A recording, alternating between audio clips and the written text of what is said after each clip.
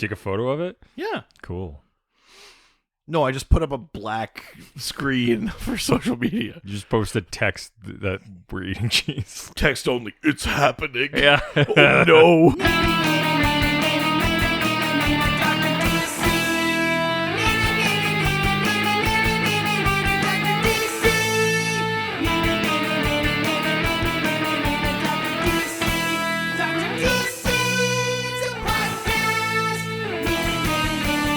Happy DocMas residents, and welcome to the Dr. DC podcast. My name is producer Richard, and across from me is the doctor himself. I forgot what my pit was.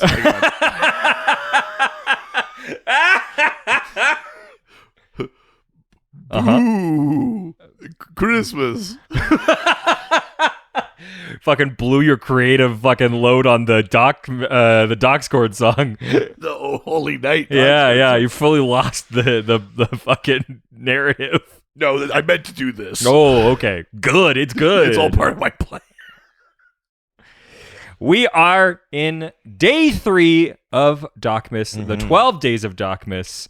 We have had multiple courses of cheese. Yep, keep going. And dairy. Yeah. Yeah, by multiple, I mean this is number 3. Yeah. We kind of barely crossed into multiple. This makes it multiple. Yeah. Fuck, I felt so good at the beginning of that, and then I lost it. You really did, yeah. It's Dairy DocMas, different dairy product every episode. Episode 3, here we are. Cheese platter. Yeah. It's happening. We've already done bagels with cream cheese and yogurt parfaits. Now we're on to cheese platter. This is a nice little humble cheese platter. We got some soft cheese. We got some hard cheese. We got some cheese, like pink cheese. Ooh. It's a Windsor red cheese. Love it's it. a cheddar, yeah. Love it. It's some nice crackers. Yeah, I mean, I live for the President's Choice crackers that they have. They're really fucking good. Yeah. Especially, they never have the garlic one, but it's the best one. Right. Which is partly why I think they never have it. But yeah, we've got some smoked Gouda. We've got some Havarti on here. We've got some Manchego. We've got some Spanish goat. Yeah. You're the Manchego now, dog. So as far as dairy tolerance goes, my cheese is pretty good, especially the harder it is. Does cheese have less lactose? No, I don't like know. Part of the process of cheese making? There is lactose absolutely in it. Do I know the percentages or anything like that? No idea. Gotcha. I know that harder cheeses... This feels like a thing you would have done an insane amount of research for. Possibly even ranked so that you would know what you could or shouldn't eat. It sounds psychotic. Why would I do something like I agree. No, for the most part, it's been a touch and go thing, which is like what works for me, what doesn't. But I mean, I like that approach. It's not an approach I take for much, but for food, for the most part, because I don't like admitting when I can't eat something. Right. Spite. Yeah. So sometimes I fight through it. Okay. All right. But yes, this will probably be the easiest on me. Maybe there is a soft cheese on here for sure. All right. I'm just gonna start by grabbing a couple of each of these. These look fun. I want to make sure I got lots of variety in here. This is one of my favorite things to do because it is like a version of dairy that I can deal with. I tolerate. Yeah. Deal with and tolerate are not the same idea. But it is one of my favorite things to do to create a really great charcuterie board, a smorgasbord, if you will. Nice. It's so much so that I'm actually planning a party in the new year about it. Well, yeah, you were planning it earlier, and then people's schedules didn't line up, and I didn't check first. But there is I'm doing like a. I'm still owed brunch, by the way. Yeah, okay, but it has to happen there. That's fine. As long as I get brunch. And her and I have to be there. Yeah. Oh, I don't. It's for you to figure out, not me. I was invited. Just uncomfortable sitting like crisscross and eating fucking pancakes. Yep. We had to do this for Reed. It was part of the separation agreement. Yeah, that's right. Who's thinking of the me? Won't somebody please think of the you? Yeah. But I'm throwing a party in the new year. That's going to be a charcuterie party where everybody brings their favorite cheese and their favorite crackers and a bottle of wine. Love it. Yeah. So, So this is a pretty toned down version for me, honestly, of my usual charcuterie boards. I know your usual one is excessive, though. Yeah. I mean, we know this about you. You go whole hog. I've never put part of my hog in anything. Well, I mean, it would be hard to. How do you even make fractions of something that small? You know me. Nailed him. Yeah. Fucking got him. You got me. We got the bitch. Last year of the Bosch. It was going fine. Then he said I had a small dick, and I couldn't take it. Yeah, no. I've taken so much for so long, but the small dick was just the crossing the line. No, this is only episode 3. Your begging doesn't come until 12. Yeah. If last year is any indication. All right. No, this is good so far. This is great. Which one is this one? Havarti. I mean, Love Havarti it. fucks. Havarti's great. I love a Havarti on burgers. Havarti on a hamburger, fucking every time works. Yeah, so this is the third movement of the dairy tonic scale. Sure. Jesus. Surely, where did this metaphor... Where'd it come from? Honestly, it came from 2 years ago when we did the Scorch Gauntlet or whatever. You mean the hot ones? Yeah. But it was I because I'm using old notes template. It was like enter the fucking gauntlet, and I was like, well, what's the dairy version of that? And then I really struggled for a while. And then I was like, movement, that's funny. But then what goes with movement? Right. And then, scales. Yeah. Even though movements is more how you would describe a whole piece. Yeah. But there's not a lot that you can fucking ham fist dairy into. So. Fair. So Daytonic was the closest that I could get. My God. Or diatonic. Yeah. I think diatonic. Yeah. Yeah. My God. So that's how we ended up here. I'm just plowing through cheese, baby. This is great. I love this. Eat your cheese. I'm going to. Eat your cheese. We all know I can take this. We're here for you. I know, but I know. How did this turn into the punishment of me this year? Well, listen. I went through a lot last year. It was... No one's asked how I'm doing. This is punishment for not being around? Yeah, the answer is I'm doing vengeful. Yeah, I can see that. This is the us equivalent of... This is a real inside baseball if you don't like Supernatural. This is like you spent a year in purgatory, and I also had a tough year. That's... Yeah, you had a lovely time with your wife. I guess, maybe. Yeah. We've never... I mean, I have with my wife. Damn it, this inside joke's getting away from me. Yeah, there we go. No. All right. Let's go to the questions. Okay. First question comes from Facebook. Go do the face in the book. Go do the Facebook. That's right. First question comes from Braden Keddy, who asks, Watchmen show or Watchmen movie? Which is better adaptation in your opinion? Which is the better adaptation in your opinion? I mean, it feels like two different questions, which is one or the other, and then which one's the better adaptation? Yeah, I mean, it's funny because like the Watchmen movie,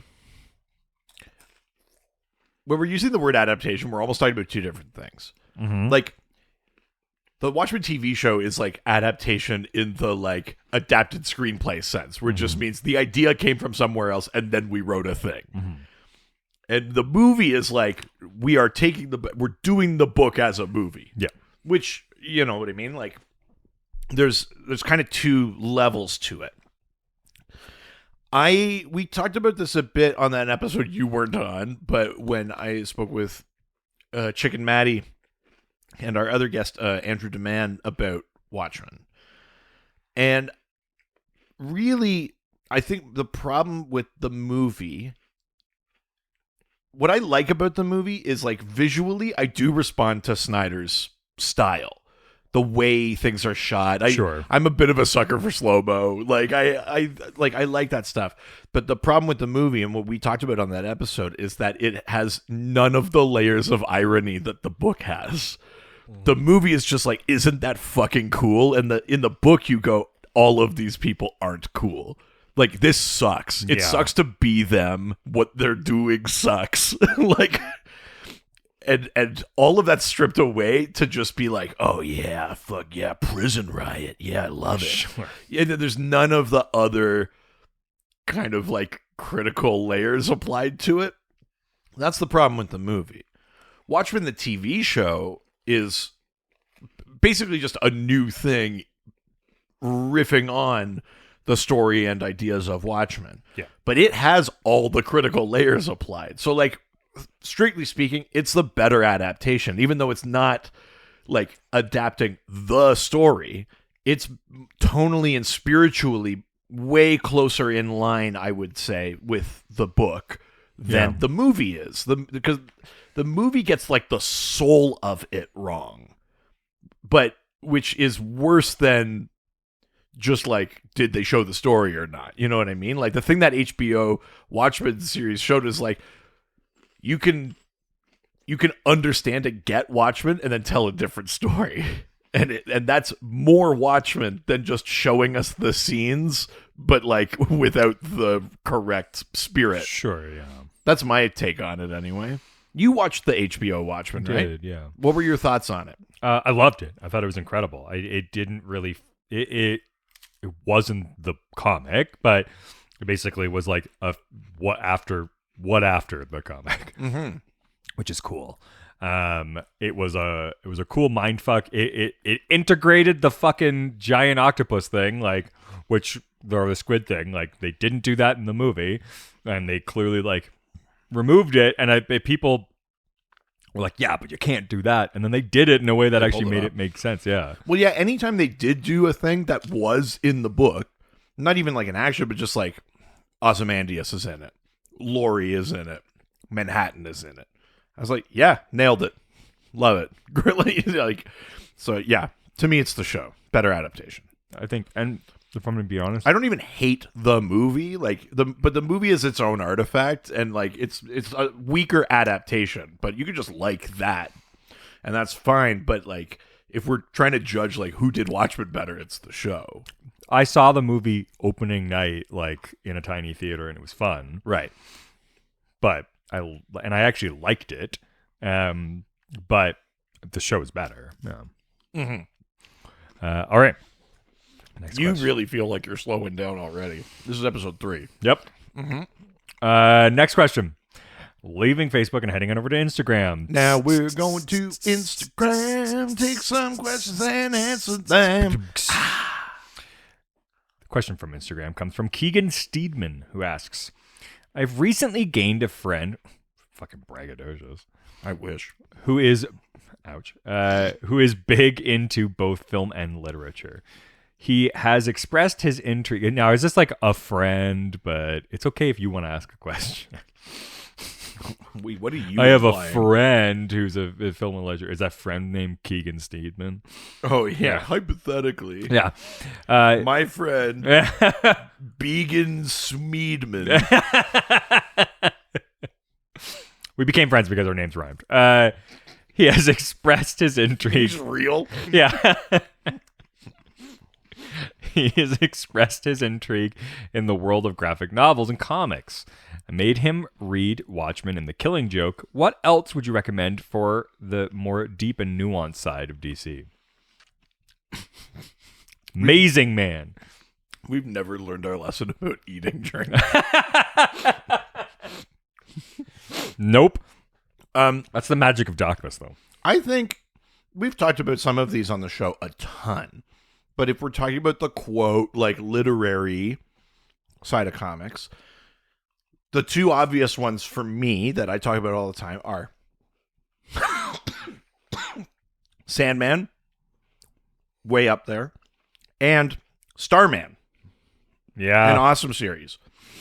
Those two, from similar-ish era, are, I think they really scratch those those itches. They're written interestingly.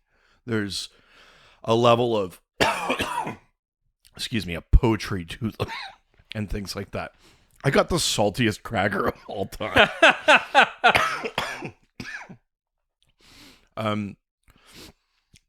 There's a level of poetry to the way that they're written, the way that they're drawn, the story. Like, there is some really nuanced, interesting storytelling. Both of them are still part of the world of superheroes. They're not, like, off in their own thing. but they really feel like they are. Like they're so atmospheric. There's a lot of like tone, like a kind of genre kind of stuff that goes on with them. That's really neat. Alan Moore Swamp Thing I would throw in there. You've read that. What are some of like the kind of things you would suggest to someone who's, if we have to ease them into comics via things that feel like real books, what's the sort of pipeline? Mr. Miracle?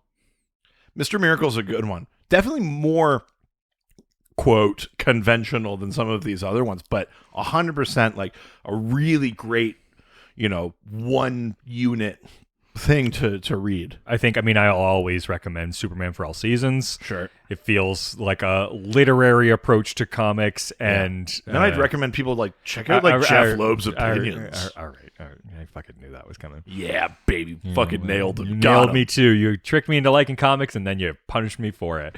Yeah, welcome to liking comics. There's a guy, Tom Grummett, you should really look into. Poor Tom Grummett. Maybe. Also poor. Yeah, either because he's bad or isn't. Yeah. I think those are probably good options. I mean, of course, like Hellblazer. Like, I think those are Hellblazer's a great one. Those are really good options for that. Yeah, Swamp Thing. It's a really like thinky kind of book, which is fun. But that also doesn't exclude them being like exciting or adventurous or stuff like that either. Like any of these, Sandman, Starman, Swamp Thing, Mr. Miracle, they have all of their fair share of like the kinetic movement of comics and stuff too. There's just like there's just like a nuance to the storytelling. They feel like even the ones that were coming out monthly and stuff like that, they feel free of some of the trappings of the corporate side of comics, which is not necessarily true of their production, but they feel that way, and that goes a long way, I think, to making them feel more like literature. Yeah, totally. Yeah, I think those are probably some of my big ones. I mean, you check out any of our doubles about like indie books, because I think most of those would work. If you're trying to get somebody into comic books in general, like the indie side is a really great like stepping stone into like capes and tights and stuff. Yeah, I mean, that's true. I was just saying DC Comics, but I guess like, yeah, we talked about like Many Deaths of Lila Starr, or I really like Southern Bastards. Again, more conventional, but 8 Billion Genies, like some of the stuff that we read this year. There's some like great comics out there of all genres. Ice Cream Man, way less like literary in terms of like the prose of it, but it's more of a anthology series, and it's these like little bites of short stories, and there's a different type of storytelling to it that your friend might appreciate. That first volume of Nice House on the Lake, I mean, I think like it reads more like a book than it does a comic. And 100%. That one, I mean, what are some of the other ones that we've talked a bunch about that I like? Department of Truth. Once in Future. The Kieran Gillen, Dan Mora book is great. And it's based in like the lore of stories, things like King Arthur or Beowulf or Robin Hood or things like that. I mean, we already talked about it, and it's a little bit less like sort of adult contemporary literature, but like Fables plays off of like actual literature. It's children's literature, but still like it is from that approach with an adult approach, a thought process to it too. 100%. Yeah. Those are some options for you. All right. Next question, which means we are leaving Instagram and heading over to the Discord. Oh, fuck. As I watched you put a cheese in your mouth, and I'm like, is he not thinking about what's happening here? No, I'm not. Oh, okay. Never mind then. Here comes Discord, here comes Discord, right down Discord Lane. Docs and scored and scored, and Docs that scored again. Docs that scored and jingle jangle scored is Docs and Docs. Here's a Doc scored for you now, because Doc scored comes tonight. Nice. I fucking crushed it. First question. I'm still chewing. We have never learned this lesson. First question from the Doc Score comes from Mullet O'Killis Volk, who asks, I'd like the cheese. Nice. Who got the cheese? Who ripped a fart? Ripping farts and smoking dogs. Mullet O'Killis asks, who would you rather be stuck sitting next to at a holiday dinner? Oliver Queen or Wally West? Oh. Well, my initial instinct is Wally West. Because Ollie... I mean, listen, I like Ollie's politics, but Ollie has, like, chaotic Thanksgiving uncle energy in terms of not being able to just shut up and let people have a dinner together. Feels like he would flip a table by the end of the dinner. Yeah. But conversely, canonically, at least back in his Teen Titans days, Wally West is a self-styled, like, conservative. Oh, yeah. I'm not sure that ever really translated particularly beyond him just saying it. Oh. But, so, yeah, but I guess technically that's in there for consideration. Mm-hmm. Ollie's fun. Wally's fun too, but Wally is also like easily distracted, and he's got kids, and he's got to manage them, and he's whipping around. Like, I don't think you could have like as nice a conversation with Wally because I think he's never really paying attention to you. That's fair. I might take my chance with Ollie. I think, Ollie at least has like stories to tell. And because of having to be Oliver Queen and that, like, he knows how to schmooze. Like, he has the muscles for that kind of stuff. Unless we're talking like Arrow version of Oliver, which is like, Batman. Ollie, how are you enjoying your party? He's like, this city, this city is a party for scum. You have failed this turkey. Yeah, he just starts carving it. He shoots it with an arrow. This is my arrow with a buzzsaw at the end to carve the turkey. This is my turkey cutting arrow. You have failed this turkey. That's good. I like it. Yeah, I'd say Ollie, I think. I think you're right. Yeah. I'm on the same page. Yeah. Next question from Cosmic DM Classic, who asks, What's the most complicated piece of IKEA furniture? You still doing Volk? No. What's the most... I was trying to do fucking... It is a complicated... it's complicated. I mean, I also can't What's do Werner the Herzog, most complicated piece of IKEA? 1 million. 1 million complicated pieces. Like, we can't do any voices. What's the most complicated piece of IKEA furniture you two could build together? You and I. I think the just past the breaking point is one of those like big dresser units that has drawers and doors and stuff. Like, I think it's maybe one step too complicated and we would hate each other. So what's one layer below that is maybe just like an entertainment unit. Have you and your wife built a lot of IKEA furniture? No, because I just like, go away, I'll build this. Yeah, that's what I figured. Okay. And it's not that I don't think she knows how to build it. It's that her way of working and my way of working are not compatible. It's not about like that you need skill to do it. It's just like we work differently. That's what I was curious because I'm just like, has it happened? I mean, if it has, I've blocked the memory. Yeah, okay. I generally am just like, I've got this. Can I help? It's like, and maybe it's just like, I need you to hold this while I do this. But like, we're not doing it together. No. You know what I mean? So if you and I were to do it together, it would be like one of those like TV stands that don't have any like shelves or doors. I mean, we could definitely handle that. Yeah. I was trying to figure out like what's the most complicated thing we could build. I think like a bigger entertainment unit we could manage. Because here's the thing. You and I work well together. In most situations, if... It feels like there's a butt coming. But it has to be... It has to be where I think neither of us care that much. Right.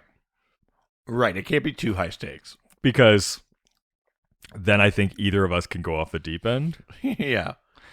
Yeah. Yeah, I'd go full fucking Michael Douglas and falling down. Yeah. Because I think for the most part, you and I have like figured out systems pretty quickly together and like have created systems together pretty easily. Yeah. But if I come in with a system, it typically doesn't work. So, well, yeah, because my immediate reaction to anything being presented to me is that it's wrong. Yeah. And then I just slowly someone has to convince me otherwise. Unless it's not right to you, and unless it is actually not right. Yeah. I just mean I'm open to being proven wrong, which is true. If you're smiling, but it's true. Yeah, if they dare. Yeah. I dare you to prove me wrong. Gotta decide what's more important. Being right? Being right? Or having... Or living. Yeah. It's a quality of life decision, really. Yeah. Yeah, I think that's our answer. All right. Was that the last official question? Yeah. Oh, baby, you know what that means. You know it's time for Can We Bear to answer this question from Bear. He could have just... Nope, I did it. The question is, what is the saddest issue you've ever read? Heads, Jesus, is this thing No, it does have two sides. It is the coin that Stump gave us. I think it's weighted. Yeah, I think so. Okay, what's the saddest issue of comics you've ever read? I mean, there's lots of ways to interpret this question. I'm not sure I know which issue it is, but for me, it's somewhere in the Many Deaths of Lila Starr. Fuck yeah. Yeah. That book actually made me. Yeah, that was crazy. That wrecked me a little bit. Yeah. Otherwise, maybe the, what is it? Tomorrow, Man of Tomorrow, whatever. What is it? Sorry, For Tomorrow? Yeah, For Tomorrow. Oh, just like it made you sad that it exists? Yeah, it was the saddest piece of comic writing I've ever seen. Yeah, hey, Wonder Woman, why don't you sit on my fucking lap? On his face. Yeah. Yeah, I know it was worse than lap. It was face. Ugh. Yeah. Yeah, for me, it's probably in like Many Deaths of Lila Starr. Is there any DC thing you can think of? Like a really sad one?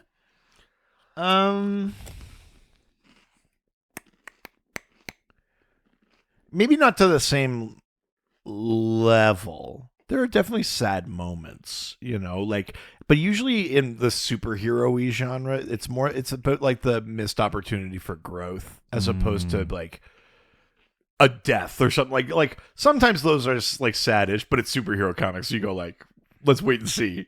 Like there's always that, but it's like when people don't talk when they should, or when it's like, the Starman, the original Starman, Ted Knight, him dying with the mist. It's not like sad in that it's not teary, but it's just that I like these two old men, and the mist is even like, why did we fight for so long? Like, what's it for? And Ted's like, here, get up, let's shake hands, we'll go out like men or whatever. But it's just kind of like, so did we waste our lives? And just like those ideas are sad, but I don't think the moment it hits as sad as some things in indie comics. For me, at least. No, I Swamp Thing, full of sad moments. Even like the first appearance of Swamp Thing, which is not Alec Holland, it's Alex Olson, but it has this whole gothic horror thing of him like shambling up to the castle, and he wants to tell like his love that he's there, but he's like, no, she'll hate me. And he just sort of slowly wanders back into the swamp to be alone. You're like, well, that's fucking sad, Yeah. Like that's in there. Stuff like that. Maybe the backstory of the fucking cat, the lantern cat. That is sad. Yeah, of Dexter. Yeah. The other one I would throw out there, although it's maybe not played as sad as it should be, is the Ballad of Kite Man, which is in the War of Jokes and Riddles arc of the King Batman run. The shit that happens to Kite Man and his kid in that is so fucked up. Really? It's so sad, but I don't know that the book plays it as sad as it is. Yeah. Fair. That was the last question. Okay, there we go. If you want to send us questions in the new year, you can send them to our various social media platforms. We're Dr. DC Podcast pretty much everywhere. Yep. We've got a Patreon with multiple levels, different benefits, each of those levels. Yep. You're really like, this is episode 3. You look fucked up. Uh-huh. Yeah. But yeah, you get access to the Discord. There's bonus episodes, bonus series. There's all sorts of fun stuff on that Patreon. It helps to support us.